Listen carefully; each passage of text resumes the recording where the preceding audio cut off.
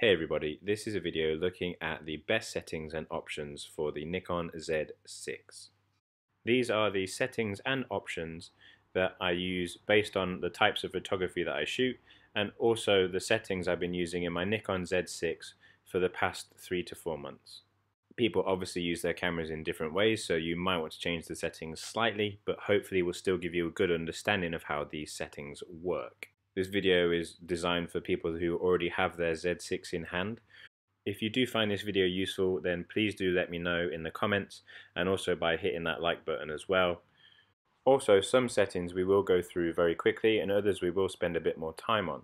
So if you do need to, please feel free to pause the video anytime and go back and go over different settings if you didn't quite understand them the first time.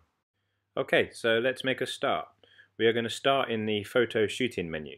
You access this by pressing the menu button on your Z6 and then head over to the little camera icon, and that will take you to the photo shooting menu.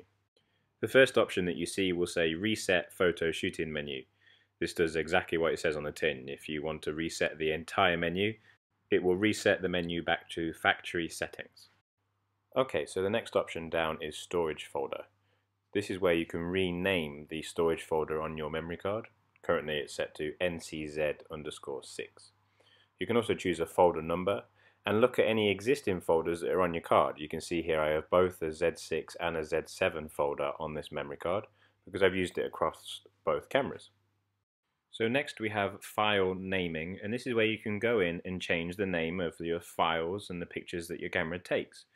DSC is the standard name, and some people change this to their initials, for example. Next we have choose image area. This is a particularly important setting because it can affect your picture quality. The options that you'll see are FX, this is full frame, the best picture quality. DX is cropped, this will then be APS-C.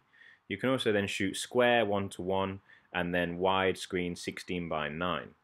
For the best picture quality I always choose FX, and I can then crop this later in post if I need to. Image quality is the next setting down, and this is another important setting. This is where we choose if our camera shoots in RAW or JPEG.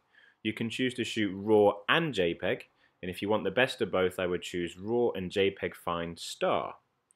You can then just choose your camera to shoot in just RAW, if you want it to just shoot just single RAW files. And you can also then just ask your camera to shoot in single JPEG files, so you would choose JPEG Fine Star or JPEG Fine. Right down at the bottom we then have TIFF as well if you want to shoot in that file format. Image size is the next option down, and this is where you choose the number of megapixels you use. It's split into JPEG and TIFF, so you can choose then large, medium and small for JPEG files of 24 million, 13 million or 6 million. And then you can choose that same size for RAW files, so RAW files in 24 million, 13 million or 6 million pixels. Personally, I always want to set these to 24 million pixels, and I can then crop the size down later on using software. Next up we have RAW recording. In here you'll see two options first of all, RAW compression and then RAW bit depth. We're going to look at compression first of all, and in there you'll see three options. You have lossless compressed, compressed and uncompressed. Personally, I choose uncompressed. This is the largest file size and best picture quality. Lossless compressed will give you a smaller file size, still a RAW file, and compressed gives you 50% smaller file size. You then have RAW bit depth. You have the option between 12-bit and 14-bit. 14-bit contains more data and more color, but it cuts down the camera's frames per second rate. So keep that in mind, but I generally choose 14-bit over 12-bit. Moving on to ISO sensitivity settings. This is probably one of the most important settings in your camera. In here, you can obviously choose your camera's ISO sensitivity. You can also turn on auto ISO. You can then set a maximum sensitivity for that auto ISO as well. When you want to choose your camera's ISO sensitivity, you can go into the option and then choose from 100 all the way up to 51,000 if you need to go that high. If you do have auto ISO sensitivity control turned on, you want to make sure your ISO sensitivity is set to 100. This will act as a lower benchmark, and it will then go all the way up to your maximum sensitivity, which you can set to 51,000. I think the Z6 has amazing noise performance, so I'm happy to use it up to 51,000, but you might not be so keen to do that, so you can set in a lower maximum if you need to. White balance is up next, and this is pretty straightforward if you shoot RAW, because you can change it to whatever you want afterwards using software. You'll see that when you go into white balance, you have auto white balance, which is what I leave my camera in most of the time. You can then choose from preset white balances, everything from cloudy, shady, if you wanted to. One thing that a lot of people don't know is that you can actually adjust the auto. So if you go into auto, you'll then see three settings: auto 0, auto 1, and auto 2. And these adapt how the automatic works to warm or cold environments. I personally prefer it to be set to auto 0 because I prefer colder images. Next we have set picture control, and this is where you can change your camera's picture control, which might adjust how it sees certain colors, if it shoots in black and white. The big thing about these options are that they only affect JPEG images. So we have standard, neutral, vivid, monochrome, portrait, landscape, and flat. And in the Z6 we also have these new creative picture controls that are like creative filters for your pictures that might add different colors or different tones. Because these options only affect JPEG images, I generally tend to leave this in standard, but if I did shoot primarily JPEG images, then I might want to use these settings to adjust the vividness of my pictures or the amount of color they see, and I can also fine-tune each one of these picture controls as well. Select the picture control you want to adjust and then press Right, and you'll see this new adjustment page where you can adjust things like brightness, sharpness, and clarity. You can adjust any of the picture controls in your camera to your liking so that you can get the exact color, sharpness, and detail out of your JPEG images. Below that is Manage Picture Control. This is just a very simple setting where you can save your picture control settings to your memory card, and you can also load in old picture controls from older cameras. Up next is color space. Now there's tons of information online as to which color space is correct for you to use, depending on if you're uploading online or if you're printing, that type of thing. But generally depends on other equipment that you're using, other printers that you are using. I personally use Adobe RGB. It is a larger color spectrum, but when I'm uploading images to online websites or things like that, I might often have to transfer them back to sRGB because they will be compressed, and sometimes you might get incorrect colors. So this is a very personal thing with color space, so make sure you do a bit more research to decide if sRGB or Adobe RGB is better for you. Active delighting is a setting that can help you with situations that have extreme highlight or dark shadows in. You can set this to extra high, high, normal, or low, or off. I generally have this set to off because I shoot RAW, therefore I want to adjust my highlights and shadows at the post-processing stage. If you shoot JPEG, this can be useful to use in high dynamic range situations. In that instance, you would set it to high or extra high. Long exposure noise reduction is an absolute must setting for me. You can have this setting turned on all the time, and it will only automatically kick in once you do an exposure that's longer than 1 second. When it then does a long exposure noise reduction once your exposure is finished. It does, however, double the length of time of your exposure. So if you shoot for a 10-second exposure, that now will take you 20 seconds to complete. But the picture quality is much better and contains much less long exposure noise. This is an absolute must setting for landscape photography. Next is high ISO noise reduction. I generally have this set to low because I generally prefer to do a lot of my noise reduction in post. If you have this set to high, you would obviously have less noise in your images, but you would also then have less detail at high ISO shooting. So keep that in mind, but I prefer to have it set to low so I can edit more of it later. Vignette control I would have set to normal or low or off, depending on if you're shooting RAW or JPEG. I shoot RAW so it has no effect, so I'm not concerned about what this setting is set to. If you shoot JPEG, I'd set it to normal or low, depending on how much vignette you want to be in your images or not. Diffraction compensation is a setting that's new to Nikon cameras, and it has only been available in the Z6 and Z7 so far. I personally have this turned off. A, because I shoot RAW and I'd prefer to fix it in post, and also because I never shoot at apertures that cause diffraction anyway. I never shoot anything higher than f11. Anything higher than that generally tends to give you softer images because diffraction starts to kick in. Auto distortion control is another setting that only affects JPEG images. So normally I have this turned off, but if you're primarily a JPEG shooter, I would leave this on. Flicker reduction shooting is particularly useful if you're shooting indoors. The camera can detect flickering in lights, and it can match high frames per second to match that flickering. I personally don't shoot indoors a lot, so I don't have this setting on, and I'd rather have my camera fire at its full frames per second. But for high frames per second work indoors, this setting can be useful. Metering is an option that's pretty important to your camera because it changes how the camera sees the light that is in front of it. Now, when you go into metering, you will have 4 different options. Those options are matrix metering, center weighted metering, spot metering, and highlight weighted spot metering. I generally have my camera in matrix metering 99% of the time. It meters for the entire scene that's in front of the camera, and it generally always gives me a good average between my highlights and my shadows. I never use center weighted metering. My subject is very rarely in the center of the frame. Spot metering is useful for wildlife photography because I can bring out or meter for a particular area of shadow, maybe under a bird in flight, for example. Another good use for spot metering would be theater photography. If you have subjects stood on a stage being shined on by a spotlight, it would mean that the camera is only exposing or metering for that spotlighted area. Highlight weighted metering does what it says, and it keeps a highlight as a highlight. This is particularly useful for weddings. A white dress, for example, might want to be underexposed by a camera in a different metering option, whereas in highlight weighted metering it will keep it as a white, bright highlight.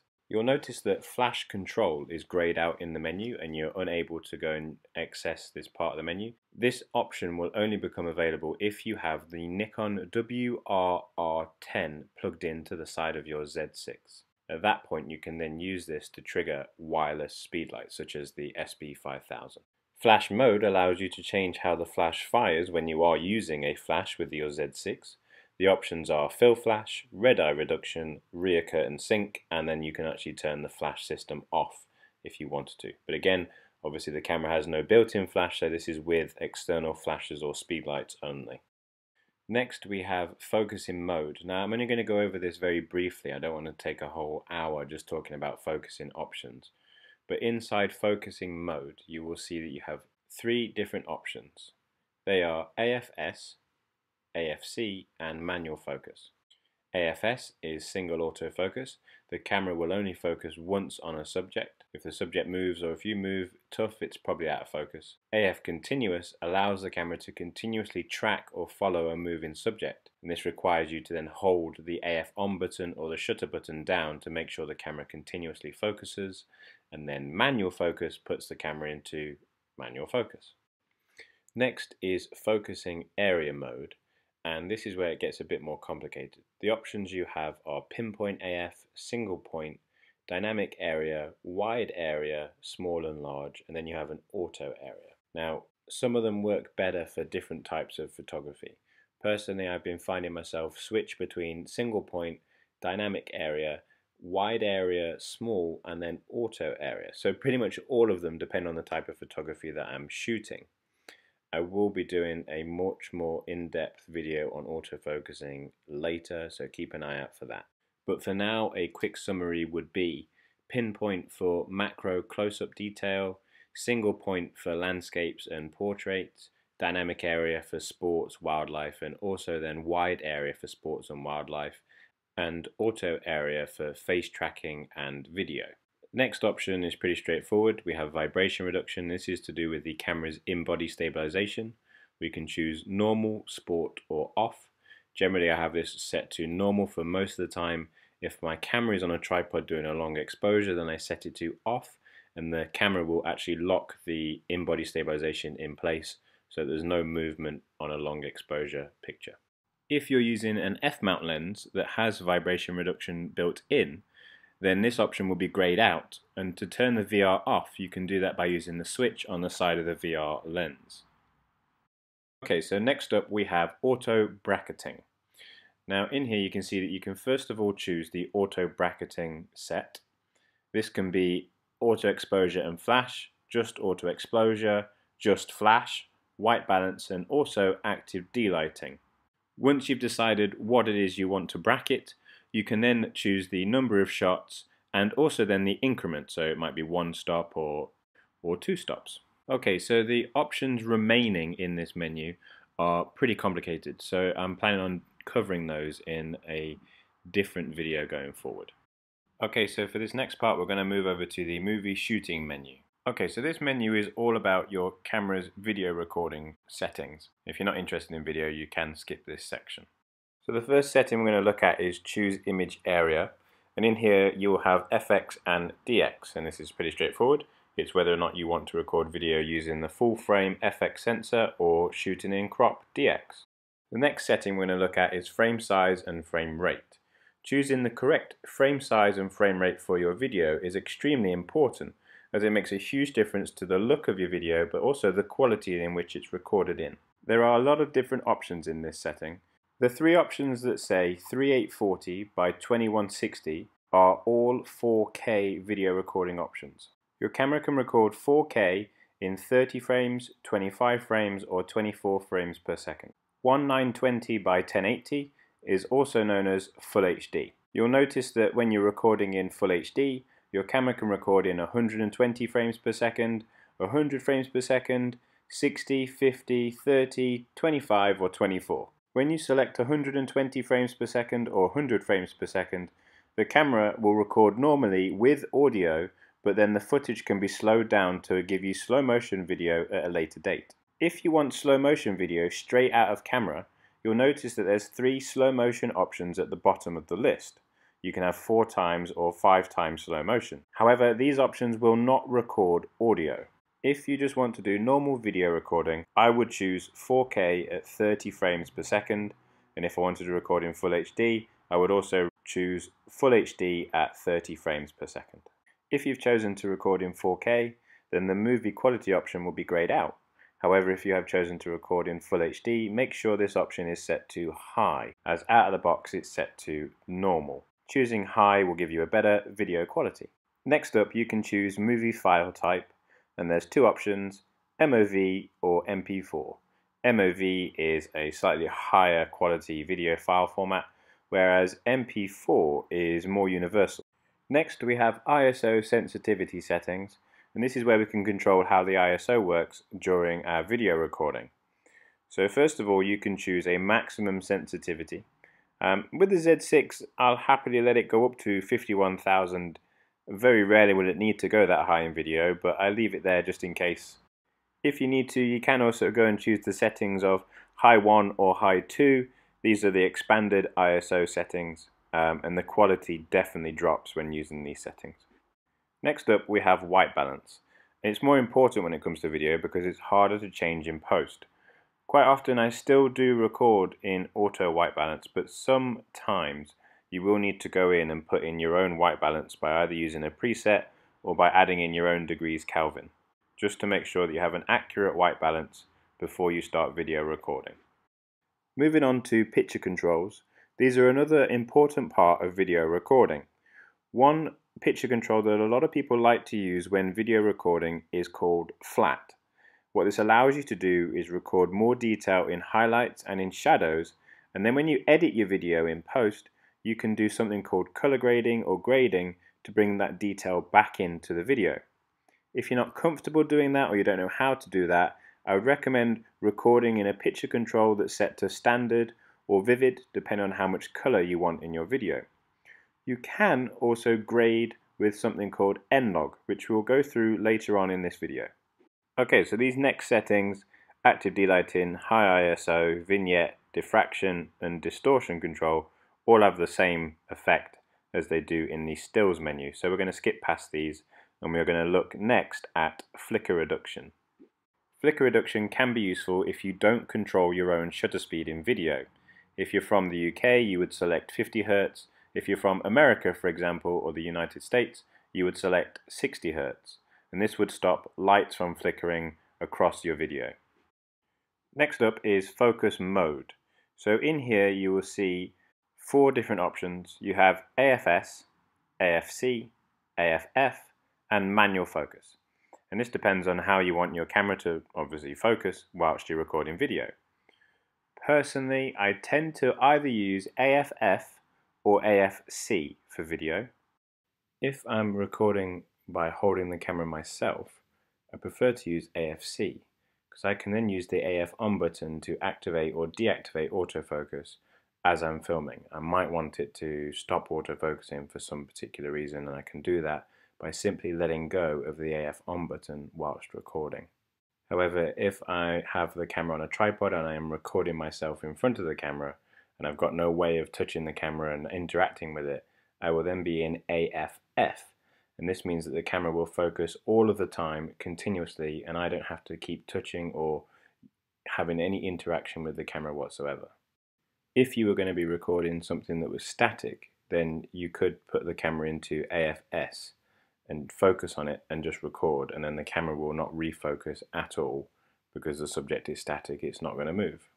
Okay, so after focus mode we then have AF area mode, and you'll see that again you have 4 different options in here. So we have single point, wide area small, and wide area large, and then auto area. If I'm recording myself in front of the camera, I'm generally always in auto area because that's the one that contains face tracking and face detection.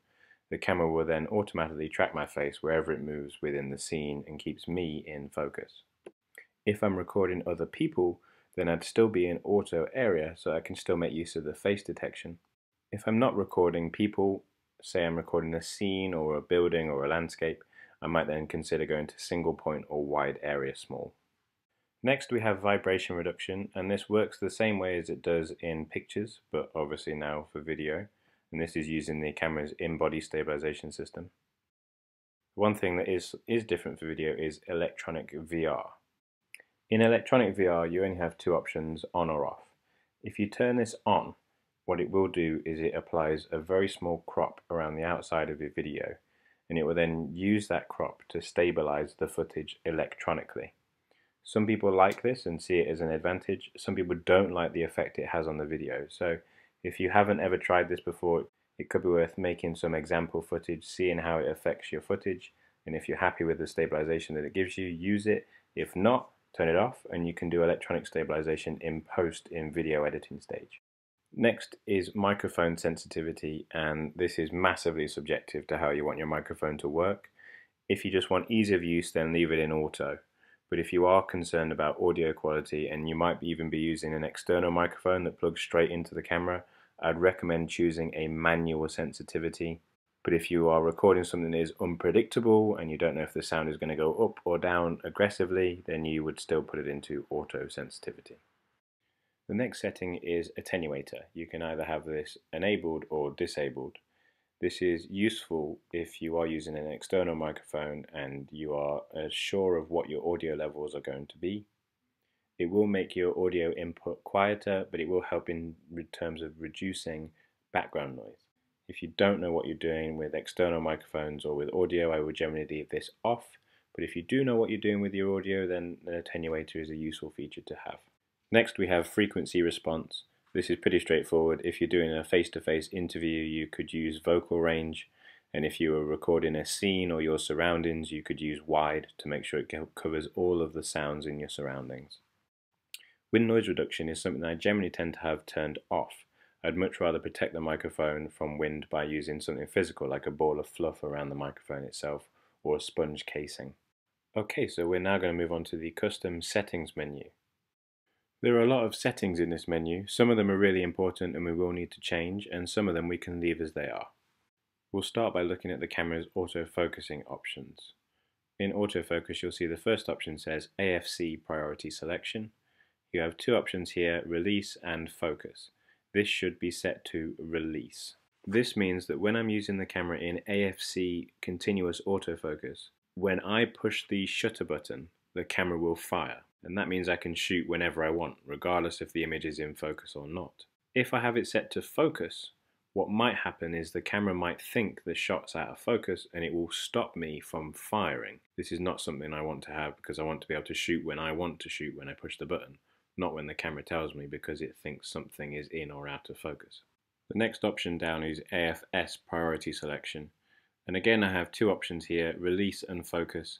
I often set this one to focus because if I'm in AFS, I've slowed myself down and I want to make sure the camera's in focus before I take the shot. Next we have focus tracking with lock on. This determines what the camera does if it's following a subject and then something blocks the subject, so something becomes between you and your subject that you're tracking. If you have this set to quick, it will refocus quickly on the new subject. If you have this set to delayed, it will ignore the new subject and stay on the existing subject.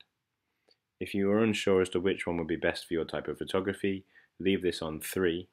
I generally change this from 1 to 5 depending on the subjects that I'm shooting. Next is auto area AF face detection. You have a choice here of on or off. This should be turned on, otherwise your camera will not have face detection. You effectively turn face detection off with this setting. Next up is focus points used. If you select all, then this obviously gives you control over all of the focusing points the camera has. If you select half, every other point, then that halves the number of points that are selectable to you. This means that it will be quicker to go from left to right or move around the focusing points, but it might mean that you might not get the point in the correct position. I often leave this in all points unless I need to move my focusing point around extremely quickly. Next up is store by orientation. This is pretty straightforward. You have a yes or no question. If you set this to yes, store by orientation is then turned on. What this does is it remembers the location you last used your focusing point in when you were shooting vertical and horizontal. So if you move between vertical and horizontal often, it will revert the AF point back to the position you last used it when you were last shooting portrait or horizontal. Moving on to AF activation. This is a pretty important setting, especially if you want to turn your camera into back button focus. Back button focus is a wonderful technique and a wonderful way of focusing, especially if you are a wildlife photographer or a sports photographer. In AF activation, you'll see that you have two settings. One is shutter and AF on, and this will allow you to autofocus by using the shutter button and the AF on button. If you want to just use the AF on button only as back button focus, you would then select AF on only. This, however, will mean that your shutter button will no longer work in terms of focus. It will only be used to take a picture, so your camera will no longer focus from the shutter button. This can be a bit of a learning curve and you might find that you forget that you've turned the shutter button focusing off. Next up we have limit AF area mode selection. This is where you can go in and actually turn off some of the AF area modes, and this means that you will no longer be able to access them unless you come back into this menu. You simply untick them and they will no longer be visible as an option when you're trying to change them quickly in the camera. This can be an advantage because if you know you're never going to use pinpoint, for example, or if you might think you'll never use dynamic area, then you can turn them off and they'll never then pop up when you want to quickly change them in the camera's menu. I do recommend that you don't turn anything off until you've tested all of the different options and you know which ones you're going to use and which ones you're not going to use. Next up is focus point wraparound. This should be turned on. This is one of my favorite settings. What it allows you to do when it is turned on and set to wrap is if your focusing point is right to the left hand side of the screen, you press left and it will then wrap around and appear on the right, or if it's right at the top you press up and it will then wrap around and appear at the bottom. It's a great way of moving from one side of the screen to the other when you're moving your focusing points around quickly. Next up is focus point options. There's two options in this menu. You have manual focus mode. You'd want this to be turned on, so what this does is when you are manually focusing, the autofocus will give you an assist and it will confirm to say yes it's sharp or it thinks it's soft.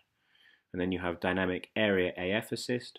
What this will do when you're in the dynamic mode is it gives you the outer area of the dynamic mode, and this is displayed by dots.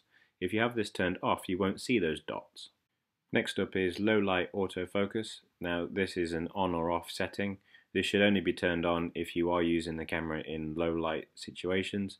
It will make the autofocus slower, but it is more accurate in low light situations. Built-in AF Assist illuminator is again another on or off option, and most of the time I actually have this turned off because it can be quite distracting, especially the bright green light. But if you do want that assist, then you just turn this on. If you don't want it on, you turn it off. We are going to skip through a few options here that aren't as important, and we're going to move down to self-timer next. In self-timer, you'll see that you can add in the self-timer delay. You can also then add in the number of shots that you want it to fire, and then if you want an interval between each of those shots, all from the self-timer command. Next down is power off delay, and this is quite an important setting because this is where you can choose how long the camera stays on for in like a standby mode or in the menus. I often set these to longer numbers, so 30 seconds, a minute, maybe 5 minutes. I'm not too concerned about it affecting battery life because I turn the camera off.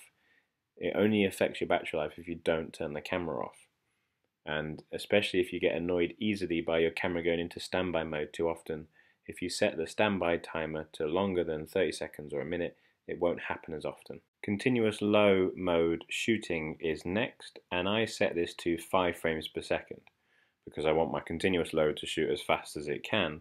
However, you might want to choose a specific frames per second for a specific speed of shooting. Next up is max continuous release. What this is for is just in case you leave the camera on, put it in the bag, and then something sits or pushes on the shutter button, how many shots the camera will fire continuously before it automatically stops itself. I actually set this to 100 so that if it does randomly start firing on its own in the bag, it doesn't fire 200 shots randomly of the inside of my bag.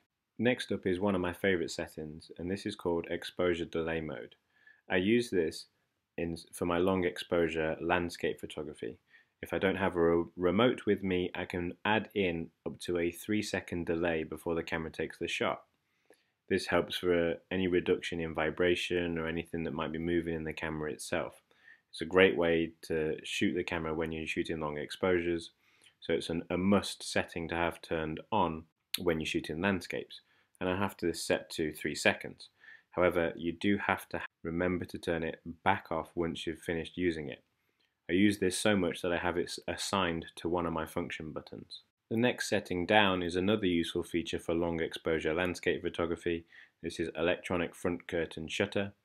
You have enable or disable. If you enable this, then the front curtain movement of your exposure will be done electronically, and therefore there is no mechanical movement causing vibrations during your long exposure. Next up is limit selectable image area, and again, if you know that you're never going to shoot in 1:1 or 16:9, you can untick these options and therefore they won't come up when you choose that option in the menu. Apply settings to live view is a very important setting. If you have this turned on, the camera will take the settings that you've asked it to shoot with, say 200th of a second, the f4 or ISO 100, and it will show you the effect that will give you on your exposure. That might be too dark for certain situations, or it might be too bright for certain situations. If you have this turned off, the camera will just show you a constant exposure that will always remain the same, no matter what your settings are set to. Framing grid display is a nice easy setting. You turn it on, you get a nice framing grid on your camera's display, and if you turn it off, you don't. The next setting down is peaking highlights. This is where you can choose your peaking sensitivity level, and you can choose from 1, 2, or 3. 3 is high sensitivity, and that means that everything that's in focus will be shown as highlighted. And then 1 is low sensitivity, so it only shows you the absolute critical sharpness areas of your shot. You can also then choose the color of your peaking highlight, so red, yellow, blue, or white. View all in continuous mode should be set to on.